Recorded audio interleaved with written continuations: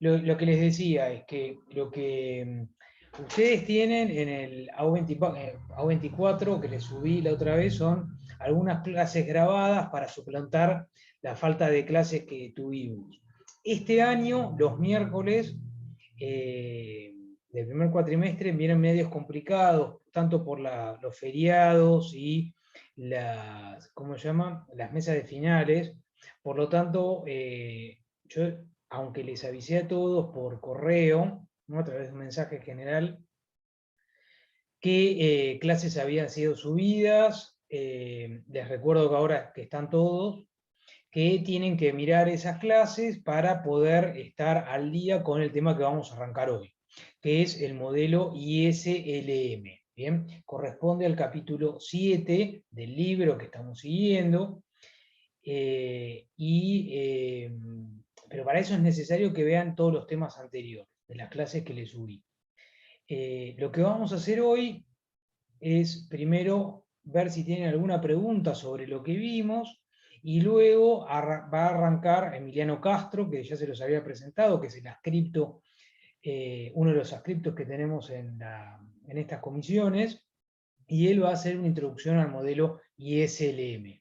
Luego, lo que vamos a hacer es complementar ese modelo en economía abierta para ya dejar cerrado ese tópico, digamos, o ese tema. ¿Bien? La clase que viene corresponde dar el modelo ISLM en economía abierta, ¿no? Hoy, no sé, me parece que lo dije mal, hoy vamos a dar economía cerrada. Y la clase que viene vamos a dar economía abierta. ¿Qué pasa? La clase que viene es feriado porque se realiza el censo nacional. ¿Bien? Y el miércoles siguiente es feriado por el 25 de mayo. Entonces, para no perder tantas clases e irnos hasta junio, lo que voy a hacer es subirles una clase grabada que corresponda a la del miércoles que viene. Bien, en el cronograma original no había sido previsto, y nosotros luego nos veríamos, no el 25, sino el miércoles siguiente, ¿bien? Que ya es 1 de junio, ¿bien? Así que bueno, ese es todo el panorama que tenemos por delante. Vamos a lo primero. ¿Alguna pregunta sobre lo que hemos visto hasta ahora?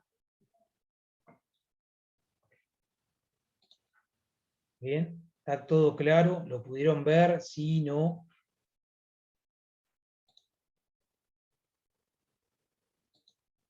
Bien. Bueno. Si no hay preguntas, Profe, yo tengo una entonces... consulta. Sí, ¿Se me escucha Joaquín. ahí? ¿Sí?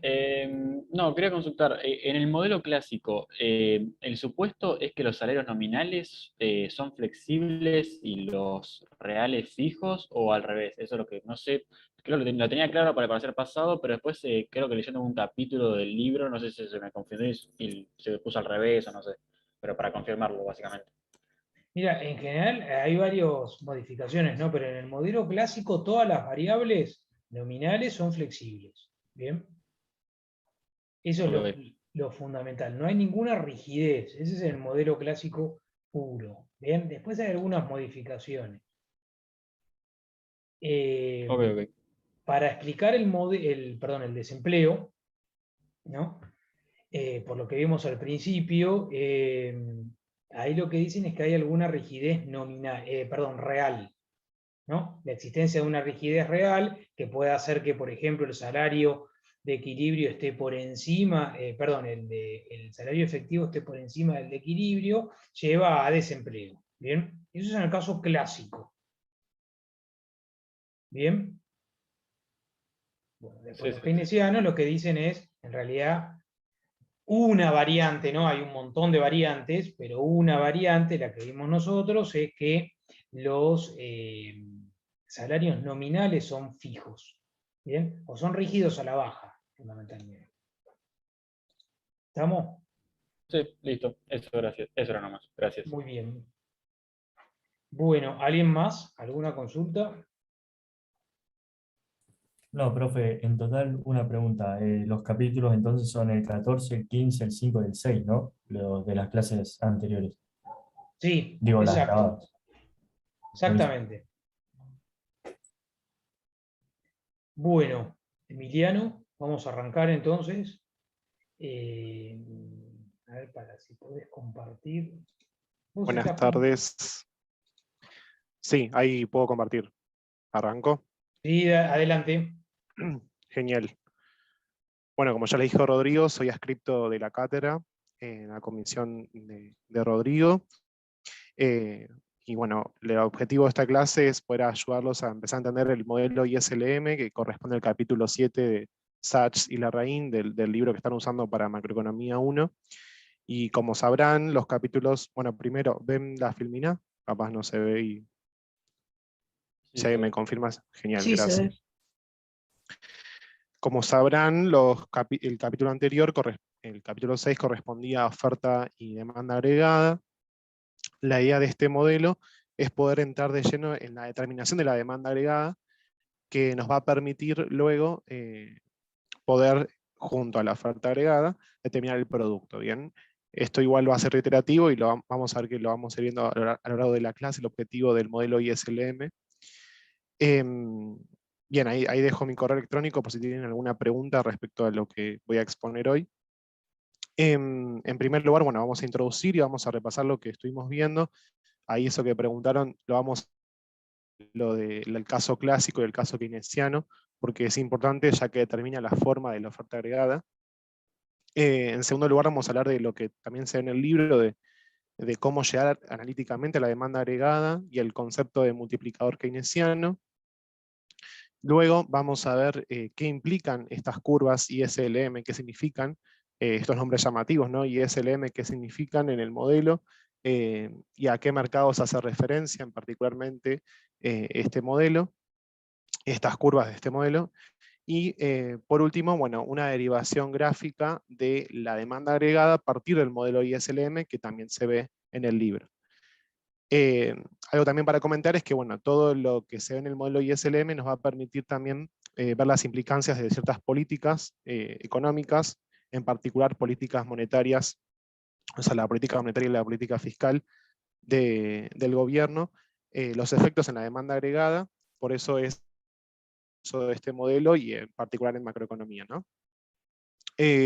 Repasando, como les dije que iba a hacer la introducción, algo que nos va a poder hacer continuar el capítulo 6 con el capítulo 7 del libro, es ver, bueno, cuál es la visión de los clásicos y la visión keynesiana respecto de la oferta agregada.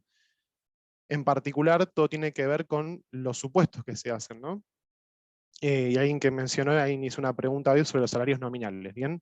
En la visión clásica, se supone que en el corto y en el largo plazo los salarios nominales son flexibles y los precios de la economía son flexibles. Esto nos permite entender que en el modelo, ante cualquier desequilibrio, por cualquier shock que pueda ocurrir, los salarios nominales van a ajustarse de manera tal de retornar el equilibrio como cualquier sistema estable, ¿no? Como cualquier modelo de oferta y demanda. Lo que nos permite entender qué es lo que ocurre con el salario real y por qué la oferta agregada tiene pendiente vertical, como ya han visto. La oferta agregada es esta en particular, para los clásicos es vertical, y depende obviamente de la oferta agregada del salario real, que es esta expresión. El salario real es el salario nominal dividido el nivel de precios de la economía, el capital, el acervo de capital, y la tecnología, ¿no? Obviamente en el corto plazo el capital y la tecnología están dados, es decir, no son factores variables, mientras que el salario real puede modificarse, mejor dicho, el salario nominal y los precios pueden ajustarse. El tema es que se van a ajustar en todo momento de la misma magnitud, de manera que esta razón, este cociente se mantiene constante, o sea, el salario real se mantiene constante. Acá lo explica más detalladamente, porque algo que nos hace pensar es, bueno, ¿qué sucede? Ven, hay un shock en la hace mucho no usaba Zoom, así que tengan paciencia, pero piensen que hay un shock de la demanda agregada que hace desplazar la demanda de QD a QD'. Esto lo que nos hace ver es que a priori habría a los niveles de precios actuales un exceso de demanda, bien, dado por esta distancia. Lo que sucederá es que, como hay un exceso de demanda, tienen que subir los precios de la economía para poder tener el equilibrio. Esta suba de los precios, si nosotros sabemos que el salario real es W, o sea, el salario nominal sobre el nivel de precios, si aumenta el denominador, obviamente toda la fracción va a ser menor, van a caer los salarios reales, y esto hace, obviamente, generar un incentivo a que los empresarios, las empresas, mejor dicho, los productores, demanden más trabajo, es decir, aumenta la demanda de trabajo, ya que el salario real es menor al producto marginal de trabajo, ¿bien? Entonces, ¿qué es lo que sucede? Bueno, como estamos en la visión clásica y hay pleno empleo, es imposible contratar otros trabajadores que estén desempleados, y por eso van a tener que subir los salarios nominales para poder incentivar la contratación de empleados de otras empresas, ¿bien? En definitiva, lo que sucede es que la caída del salario real por la suba de los precios se dio el efecto contrario, es decir, sube el salario real nuevamente porque suben los salarios nominales, por esta razón, por los supuestos que tenemos en esta visión clásica. En este sentido, no hay efectos sobre el nivel de empleo, es decir, se mantiene en todo tiempo en pleno empleo. La oferta agregada entonces va a tener esta forma vertical. Obviamente está más detallado en el libro, los invito a que lo lean bien, pero es para que se entienda que no es aleatorio la forma de la oferta. No es el caso del modelo ISLM, que vamos a ver ahora, esta parte no va a tener esta forma, ¿no? Por eso importa introducir la visión keynesiana, donde se suponen otras cuestiones, y lo marqué en negrita, que es que hay inflexibilidad de salarios nominales en el corto plazo. Bien, ahora los salarios son los salarios nominales, bien, son inflexibles en el corto plazo y no puede darse este ajuste, lo cual va a implicar que la curva de oferta agregada tenga otra forma, ¿no? En la visión keynesiana, entonces, sí tiene sentido hacer políticas macroeconómicas, porque al no ser la curva de oferta vertical, va a haber implicancias en la demanda agregada, cualquier tipo de, ya sea fiscal o monetaria. Bien. Cualquier duda, obviamente me preguntan y me paran si voy rápido, o al contrario, si voy lento, me avisan. Bien, entonces, lo que suponemos en la visión keynesiana es inflexibilidad de los salarios nominales y flexibilidad del nivel de precios. Es decir, los precios sí pueden cambiar, y eso hace que obviamente el salario real, a ser W mayúscula sobre P, y solamente lo que cambia son los precios, bueno, esta fracción va a cambiar de valor en el corto plazo y hace que el salario real, que es esta definición, varíe. Entonces, acá, como bien dice, un aumento de precios ante un desplazamiento de la demanda conlleva un aumento en la oferta de productos de las empresas, porque cae el salario real y por lo tanto aumenta la cantidad demandada de trabajo. Y aquí también no se supone lo que es pleno empleo, entonces es posible demandar trabajadores que están desocupados, a diferencia de la visión clásica. Y acá la oferta agregada, que es con pendiente positiva para los keynesianos. Y lo que está fijo son los salarios nominales. El salario real obviamente puede variar. Entonces, acá no se contrarresta el efecto inicial de caída del salario real, porque como W está fijo, el W mayúscula, entonces va a aumentar la demanda agregada ante un shock en la demanda. Bien. Mejor dicho, va a aumentar, perdón, el output, la demanda agregada aumentó en este sentido, cambia el producto, porque acordémonos que en este modelo de oferta y demanda agregada, lo que se determina con la oferta agregada y la demanda agregada, la intersección, va a ser el producto final. Bien. Entonces hasta acá repasamos obviamente la visión keynesiana, la visión clásica, nos quedamos para el modelo ISLM con una oferta agregada competitiva. Bien, entonces eso lo que nos va a permitir ver es que definitivamente va a haber efectos en el producto a través de la demanda agregada para este modelo en la visión keynesiana. Bueno, obviamente esto quizás recién me confundí yo, por eso también lo remarco mucho acá, que hay que diferenciar lo que es efectos en Q supra D, que es la demanda agregada, de efectos en Q, que es el producto propiamente dicho. Porque lo que nos muestra el modelo en realidad son cambios en la demanda agregada, lo que nos va a mostrar, y eso después, al analizarlo con la oferta agregada, podemos determinar si efectivamente hay un cambio en el producto. Eso igual lo van a ir viendo, así que va a quedar súper claro. Entonces, bueno, en este modelo obviamente lo que nos tenemos que llevar es que los efectos de las políticas del gobierno pueden tener, las políticas que tome el gobierno a nivel monetario y fiscal, pueden tener sus efectos sobre el nivel de producto.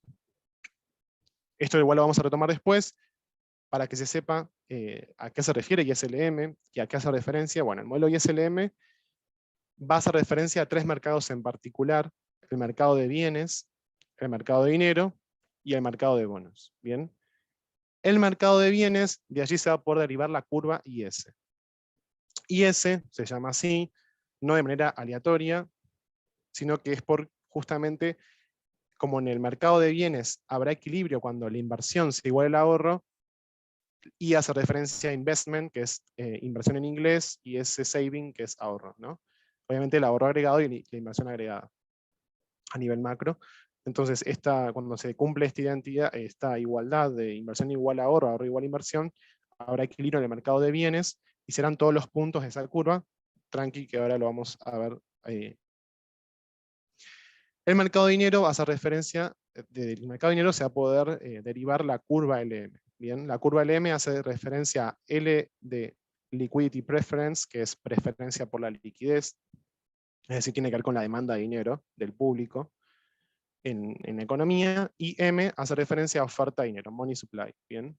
Que suponemos en este caso exógena, ¿bien? Es una determinación de la autoridad monetaria del Banco Central, y es exógena, es independiente, digo, no tiene sus determinantes en el modelo. Algo importante, el mercado de bonos no hacemos, van a ver que quizás, no sé si, creo, por lo que bien Sachs y Larraín no sé si lo muestra detalladamente, pero para que sepan, hay otro mercado. Lo que pasa que por ley de Walras, no sé si ya lo habrán visto, lo van a ver también en microeconomía, cuando hay, en este caso hay 3 mercados, ¿no? Si hay 2 que ya están en equilibrio, es decir, si los 3 mercados, 3 menos 1 están en equilibrio, o sea, 2 en equilibrio, el tercer mercado también va a estar en equilibrio por ley de Walras, ¿bien? Porque es un modelo en donde se vacían los mercados, donde se llega al equilibrio, y por eso podemos decir que el mercado de bonos se va a encontrar en equilibrio al llegar al equilibrio en el mercado de bienes y el mercado de dinero. Bien, entonces, teniendo en cuenta a qué hace referencia ISLM, quizás nos vamos a poder entender a qué queremos llegar, ¿no? Con este modelo. Antes que eso, obviamente, como dijimos, la intención del modelo es determinar la demanda agregada, vamos a derivarla en mera analítica y vamos a introducir el concepto de multiplicador keynesiano. Bien, como bien saben, la demanda agregada vamos a diferenciarla del output para entender que estamos haciendo referencia, que vamos a determinar el lado de la demanda y que no vamos a hablar de la intersección en un principio de la oferta agregada y la demanda agregada. Bien. La demanda agregada entonces va a estar denotada por Q supra D, igual al consumo agregado, más la inversión agregada, más el gasto del gobierno. ¿A qué hace referencia a esto? Como ya dijo Rodrigo, es una economía cerrada, bien, porque no estamos hablando de exportaciones netas, y además, obviamente, con participación del sector público, por la participación del gobierno en el gasto. A partir de esta identidad de demanda agregada, que seguramente la conocen, y también de introducción a la economía, lo que tenemos son las 3 funciones correspondientes a esta identidad: el consumo, la inversión y el gasto. Bien, para el caso del consumo tenemos que depende de 3 variables en particular. debería tener un lápiz. Voy a ver si lo puedo marcar mejor. Esta que Q-T, ¿a qué hace referencia? Al ingreso disponible. Luego del pago de los impuestos, Q-T, hace referencia al ingreso disponible. Entonces, el consumo depende del ingreso disponible de los agentes, depende de manera positiva, depende de manera negativa, por el menos adelante obviamente, de la tasa de interés nominal. Aclaración, en el modelo, la tasa de interés nominal va a ser igual a la tasa de interés real porque no hablamos de inflación, entonces seguramente lo pueden ver como I o como R.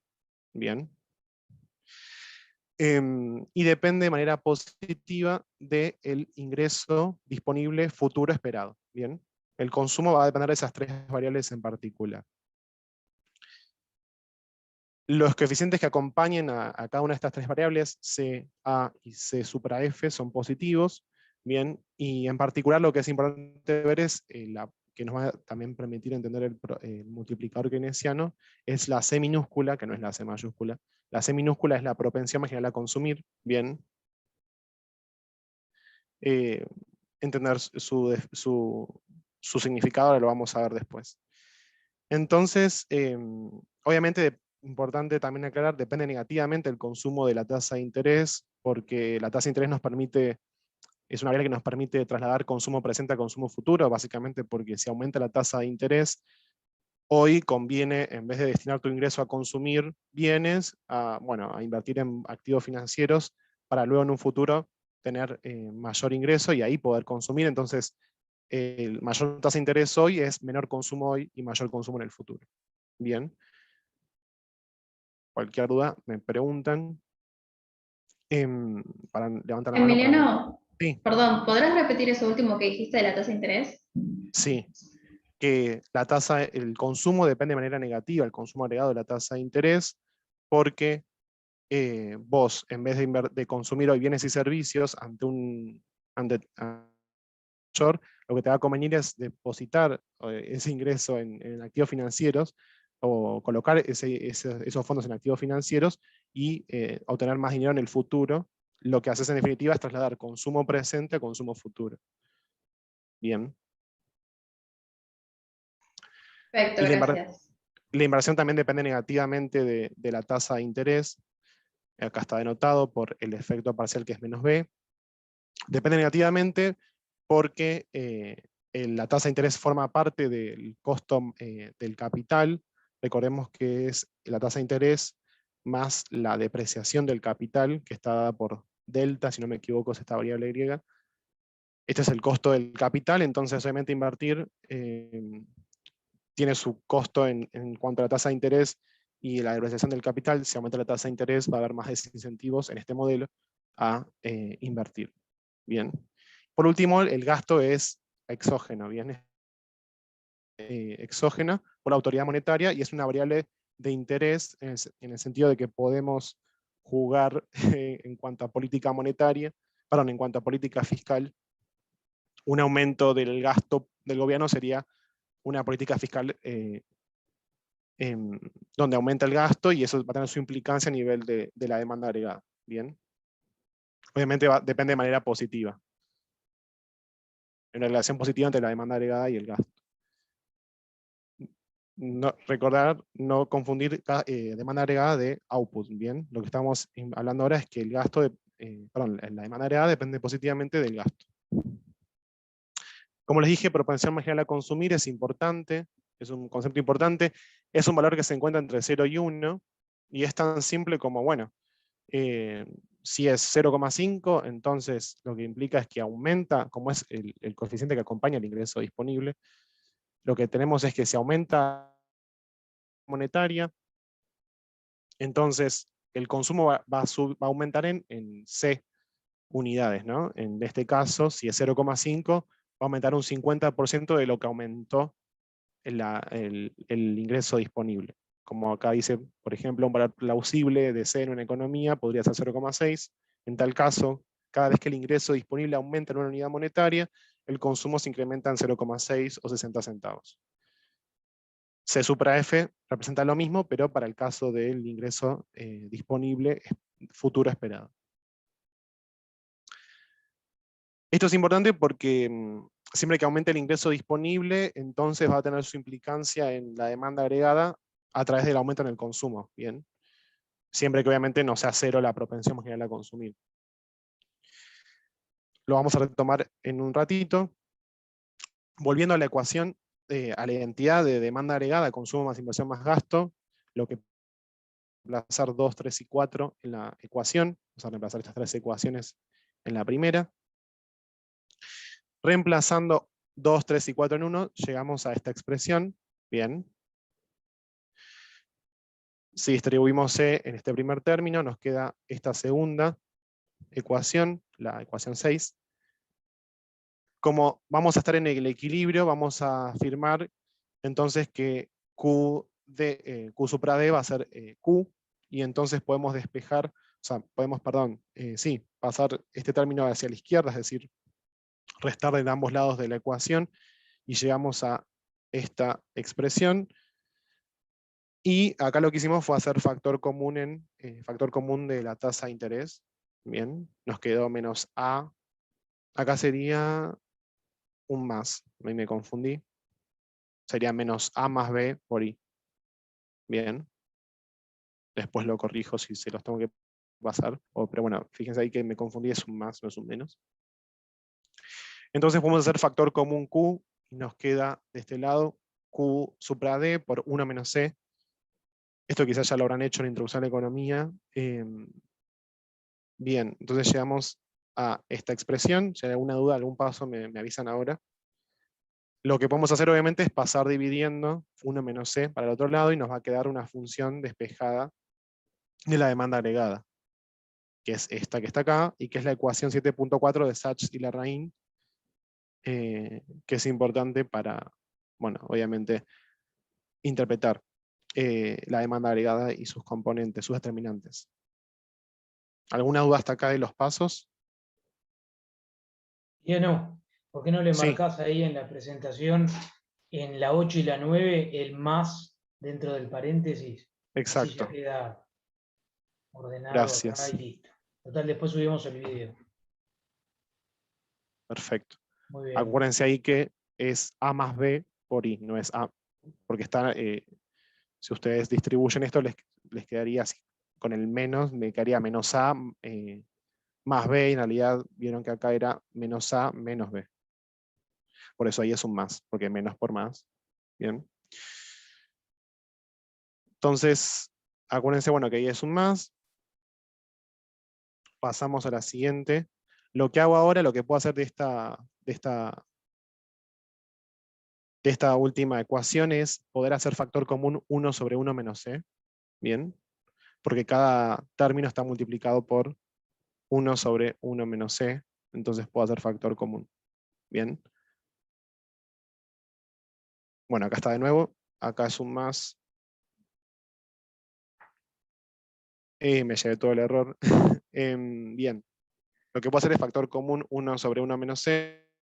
Y me queda la ecuación 10, donde la demanda agregada depende de 1 sobre 1 menos C por todo este paréntesis, que es el gasto, menos la propensión marginal a consumir por los impuestos, más la propensión marginal a consumir en el futuro por el ingreso disponible esperado para el futuro, menos A más B por la tasa de interés. Bien. Tenemos acá la expresión analítica de la demanda agregada, y lo que obviamente nos llama la atención, lo que nos puede llamar la atención es este factor 1 sobre 1 menos C, ¿bien? Bueno, representa el multiplicador keynesiano, que lo van a ver en el libro, lo explica detalladamente. Lo que nos está, o sea, obviamente por cómo definimos a las funciones de consumo, inversión y gasto, podemos derivar a este multiplicador, es la intención, que es básicamente que un aumento en el ingreso disponible, un aumento en el gasto del gobierno, nos va a representar, bajo ciertos supuestos, un circuito en donde todo el tiempo aumenta la demanda agregada. ¿Bien? No sé si fui claro en ese sentido, lo vamos a ver bien. Lo quiero explicar de la manera más intuitiva posible, pero básicamente, para que se sepa, la noción keynesiana es, bueno, si aumenta en una unidad monetaria el gasto, Entonces, el efecto sobre la demanda agregada va a ser mayor que ese efecto, que esa shock inicial en el aumento del gasto, ¿bien? Eso es lo que nos quiere demostrar el multiplicador keynesiano. Por eso es mayor a 1, ¿bien? Porque, bueno, C está entre 0 y 1, entonces 1 sobre 1 menos C, C chiquita es la propensión marginal a consumir, recuerden, y la definimos es que está entre 0 y 1, entonces esta fracción nos va a dar mayor a 1, ¿bien? Entonces, obviamente va a haber un efecto, el efecto multiplicador del aumento en el gasto, y la forma de quizás de verlo puede ser la siguiente. Lo que tenemos que suponer es que la tasa de interés y el nivel de precios no varía, para ver el proceso de el aumento en el gasto tiene un efecto multiplicador. Porque obviamente la tasa de interés afecta, y el nivel de precios afecta. En primer lugar, la tasa de interés afecta al consumo, como ya les expliqué, y el nivel de precios, si varía, afecta a los saldos monetarios reales. Por eso, tener en cuenta que para entender el proceso habría que suponer que se mantienen fijos la tasa de interés y el nivel de precios. Entonces, si nosotros volvemos a la función de demanda agregada sin hacer el despeje de C para el otro lado, o sea, si volvemos a la parte primitiva, la demanda agregada, Perdón, que teníamos Emiliano, al principio. Sí, ahí Francisco Regule levantó la mano. perdón, no lo había visto. Ahí vi el chat. No, a ver. No, está bien, yo quería agregar que, pero justo lo habías explicado, que la tasa de interés y el nivel de precios también impactaban la demanda agregada, que por ahí, digamos, no se da el efecto multiplicador porque por ahí vos lo que querés hacer es correr la demanda para la derecha, pero en realidad terminás teniendo un efecto contrario, se contrae la demanda al tener la tasa de interés alta y el nivel de precio disparatado, digamos. Vos te estás yendo al gráfico de demanda agregada con precios, ¿no? Claro. No entendí, por eso te pregunto, pero aunque... No, digo que en el caso de que la tasa de interés y los precios no sean, digamos, estables, no, digamos, eso impacta la demanda agregada. Exactamente, a través del consumo, porque la tasa de interés afecta al consumo de manera directa, y obviamente también a la inversión, y el nivel de precios afecta el ingreso, a los saldos monetarios reales, o sea, si aumentan los precios bajo cierta oferta monetaria estable, bajo cierta circulación de dinero estable, entonces tenés menos capacidad de poder adquisitivo y eso implica que puedas adquirir menos bienes y consumir menos en consecuencia. Por eso el proceso, quizás igual, mejor yo recomendaría que lo lean bien lo de multiplicador keynesiano del libro, que le explica bien todo esto, pero lo que quiero que se lleven es la noción general de, bueno, en un aumento en el gasto, en una unidad monetaria, va a tener un efecto más que mayor, digamos, que el efecto que la política inicial de aumentar en un peso el gasto, bien, como que se multiplica, es como que es expansivo y es multiplicador el efecto de aumentar el gasto en una unidad monetaria. Y se puede ver teniendo en cuenta la función de demanda agregada, bien. No sé si querías decir algo más de Francisco. No, gracias, Emi, está bien. Genial. Si alguien tiene alguna duda, obviamente pregunten o quieran comentar algo. Bien, entonces, el gasto, ven que está acá, bueno, en este caso está en el último término, y no está acompañado por ningún coeficiente. Entonces, un aumento del gasto en una unidad monetaria tiene su correlato directo 1 a 1 con la demanda agregada, ¿bien? O sea, aumenta el gasto en 1, entonces la demanda agregada va a aumentar en 1. Bien, ese es el efecto inicial. Lo que nos dice el multiplicador keynesiano es que esto se va a replicar de manera sucesiva. El aumento en la demanda agregada nos va a permitir un aumento en el ingreso disponible y eso tiene su repercusión en el output, en el producto, en una unidad. Si aumenta Q, como está acá, por este aumento de la demanda agregada en una unidad, por el aumento en el gasto, nos vamos a la ecuación y vemos que Q está acá, ¿no? Ven acá lo que hice fue como invalidar, si se quiere, toda esta parte, como que la mantengo constante, lo único que cambió fue el gasto y Q, por eso lo pongo en gris todo esto. ¿Se entiende a qué hice referencia poniéndolo en gris? Entonces, si aumenta Q, ahora por el aumento en el gasto y su consecuente aumento en la demanda agregada, ahora lo que va a aumentar la demanda agregada por el aumento en Q va a ser C, ¿bien? El efecto marginal por cambios en Q en la demanda agregada. Que es la propensión marginal a consumir, tiene su importancia en el multiplicador keynesiano.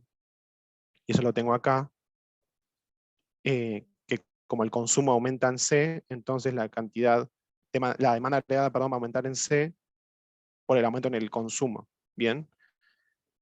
Y esto tiene su impacto de nuevo, como aumentó de nuevo la demanda agregada, ¿qué es lo que pasa? Bueno, eso tiene sus implicancias en el producto, en C unidades monetarias, y eso de nuevo, acá a Q, y va a tener su efecto sobre la demanda agregada. En este caso, como el cambio en Q fue en C, que es el efecto directo por el cambio en Q, me va a dar C por C. Entonces ahora el cambio de la demanda agregada va a ser lo que cambió el consumo, que es C cuadrado. Como cambió C cuadrado, de nuevo pasa lo mismo, y así, o sea, a C al cubo, sea la cuarta, sea la quinta. Entonces lo que tenemos es como una sucesión donde si vas a infinito, te queda una serie que tiene su resolución, o sea, después no sé si lo ya vieron en matemática para economistas, pero sería una serie geométrica donde a infinito llegas a la expresión donde todo esto de que el gasto afectó a la cantidad, y la cantidad afectó al consumo, y el consumo afectó a la cantidad, y así sucesivamente, al infinito converge en uno sobre el multiplicador keynesiano, que es lo que arriba vamos haciendo factor común y despejando acá, ¿bien? La explicación, si quieren igual después la leen bien del libro, está bien explicada, está expresada de esta manera. Si vas a infinito, te queda 1 sobre 1 menos C. Entonces, la conclusión, que esto es lo que sí capaz es bien importante, es que un aumento de una unidad monetaria en el gasto del gobierno genera un aumento del producto igual a 1 sobre 1 menos C. ¿Bien? Eso es importante para entender que el efecto de aumentar en una unidad monetaria el gasto es mayor en el incremento del producto de la demanda agregada. Y ahí, teniendo ya la demanda agregada definida formalmente y la agregamos de manera analítica, podemos empezar a hablar de las curvas IS y LM, si tienen dudas hasta acá. Sigo entonces. Volvemos a lo que habíamos visto. LM consta de 3 mercados, IS hace referencia a inversión y ahorro, investment y saving, LM a preferencia por la liquidez y oferta de dinero. El mercado de bonos está en equilibrio en consecuencia de que el mercado de bienes y dinero se puede llegar al equilibrio, bien, por ley de Barras. Entonces, el modelo ISLM es un modelo que es algo importante aclarar, no lo diseñó Keynes, sino que lo diseñó John Hicks en 1937. Eso está explicado en el libro. Y que en este modelo vamos a determinar la demanda agregada, no así el producto, que corresponde como corolario al insertar la oferta agregada, y ahí sí, para el equilibrio, ahí sí llegamos al producto final. Lo que vamos a terminar es la demanda agregada a través de ISLM, ¿bien? Teniendo en cuenta una función de oferta agregada conveniente positiva, ¿bien? Desde una visión keynesiana. La curva IS lo que va a permitirnos ver es el equilibrio en el mercado. Nos va a permitir en cada punto de esa curva saber que allí hay una tasa de interés correspondiente a una situación donde el ahorro es igual a la inversión. Acá cuando puse I cuadrado no es I cuadrado, sino que es una nota al pie, lo que ya les expliqué de que la tasa de interés nominal es igual a real porque no suponemos inflación en el modelo.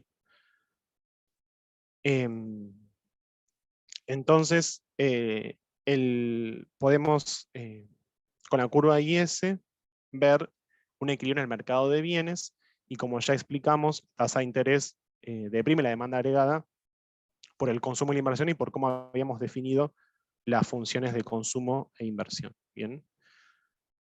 Por eso hay una relación negativa, ya se los anticipo, entre la tasa de interés y la demanda agregada para el mercado de bienes. ¿Bien? Entonces cada punto va a corresponderse con un equilibrio mercado de bienes, o sea, una tasa de interés que permite un equilibrio en el mercado de bienes, donde el ahorro, ese es igual a la inversión. Ya expliqué por qué tiene pendiente negativa. Y obviamente para poder graficar, como tenemos solamente dos variables, es decir, la demanda agregada y la tasa de interés, suponemos constantes al gasto, a los impuestos y al ingreso disponible. Bien, para poder graficar la curva IS. Un desplazamiento de la curva IS posible, bueno, se puede dar por aquello que me permita aumentar la demanda agregada. Si recordamos, la demanda agregada, que era Q supra D, era el consumo más la inversión más el gasto.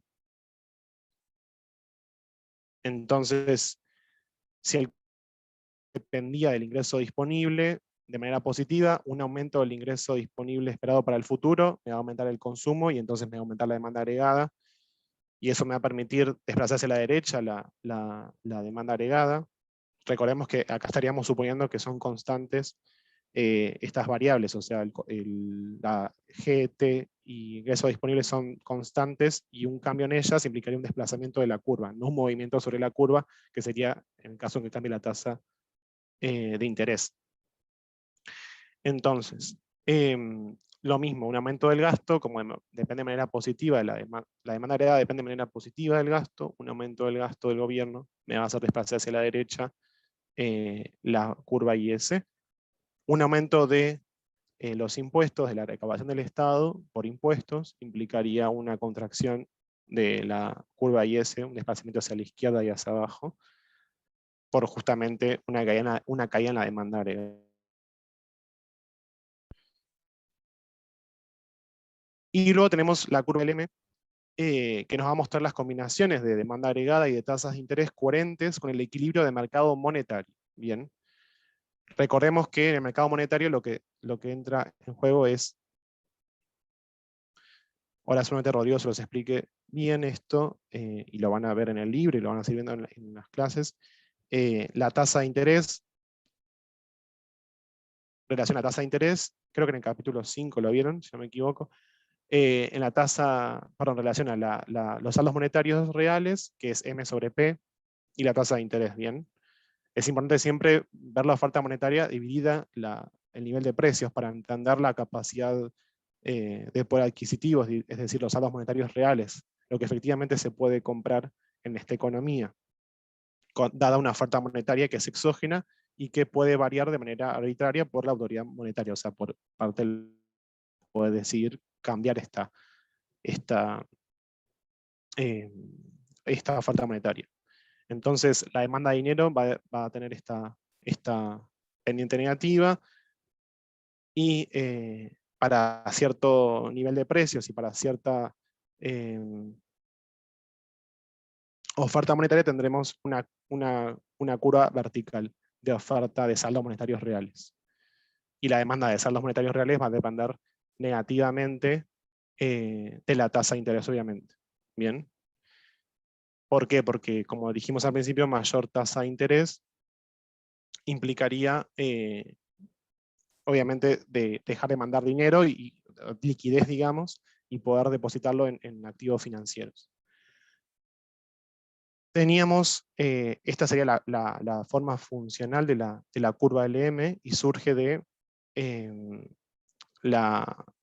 una ecuación como una función creciente del nivel de producto, que sería, acá se referencia a la demanda agregada, y una función decreciente de la tasa de interés. Bien, al despejar la tasa de interés, que es I latina, de esta igualdad, tenemos la función de la curva LM. Y como verán acá, a ver si está, hay una relación positiva entre demanda agregada y tasa de interés. Por eso va a haber una pendiente positiva de la curva LM. Bien, por la forma funcional. Algo que iba a decir, que me olvidé, bueno, lo que importa obviamente va a ser la intersección de la curva IS y LM para poder determinar la demanda agregada, ¿bien? No para determinar el producto. Para determinar el producto se va a tener que involucrar la oferta agregada, ¿bien? Bueno, que obviamente sobre los puntos de la LM lo que tenemos es un equilibrio en el mercado monetario. O sea, una tasa de interés que se corresponde con un equilibrio en el mercado monetario, y en el mercado monetario lo que entra en juego es la demanda de saldos monetarios reales y la oferta de saldos monetarios reales. Bien, obviamente el equilibrio, como les comenté, no quiero abundar con todo el texto de la filmina. Obviamente el equilibrio va a corresponderse con una intersección de la curva IS y la curva LM, donde se llegará a una demanda agregada de equilibrio, Q supra D sub 0, y una tasa de interés de equilibrio para el modelo ISLM, que es I sub 0. Bien. El objetivo era, bueno, determinar que la curva LM sí va a cambiar ante un aumento del precio, porque lo que dijimos